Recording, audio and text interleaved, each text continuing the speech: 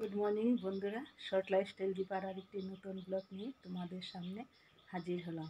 আশা রাখি তোমরা ভালো আছো, আমিও ভালো আছি। যা গরম পড়েছে, তোমরা জানি কি করছো, আমি তো সহ্য করতে পারছি না।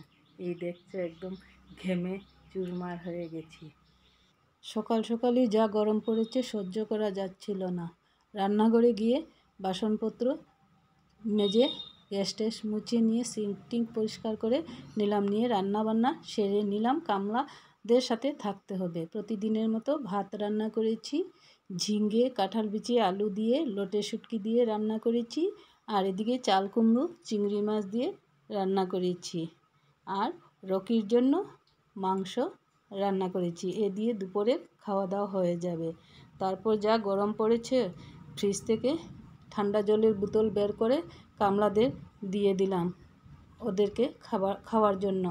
এদিকে চা বসিয়ে দিয়েছি, ওদেরকে চা বিস্কিট আর সাথে পান একই সাথে ওদেরকে দিয়ে দিলাম।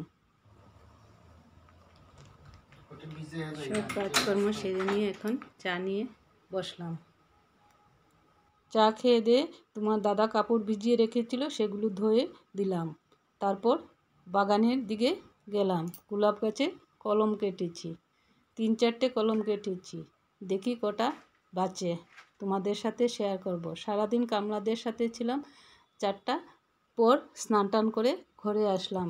এসে গরমে খেতে ইচ্ছে করছিল না, অল্প একটু খেয়েছি। খেয়ে সন্ধে টন্ধে দিয়ে এখন তোমার দাদার কাপড়গুলো ভাঁজ করে নিচ্ছি। ভাঁজ করে নিয়ে কাপড়গুলো একসাথে রেখে দিলাম।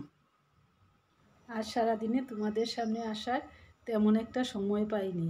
আজ বাড়িতে কামলা কাজ করছিল, তোমরা তো দেখেছো। ওদেরকে চা দিয়েছি, জল টল দিয়েছি, দেখেছো। কিন্তু আজ যা গরম পড়েছে বন্ধুরা, কি বলবো। বাইরে তো বিদ্যুৎ চমকাচ্ছে, আকাশে ঘুরঘুর করছে। জানি না বৃষ্টি আসবে কি না। না বন্ধুরা, ব্লগটি যদি ভালো লেগে থাকে তাহলে লাইক শেয়ার সাবস্ক্রাইব করে দেবে, আর কমেন্টস করতে ভুলবে না। টাটা।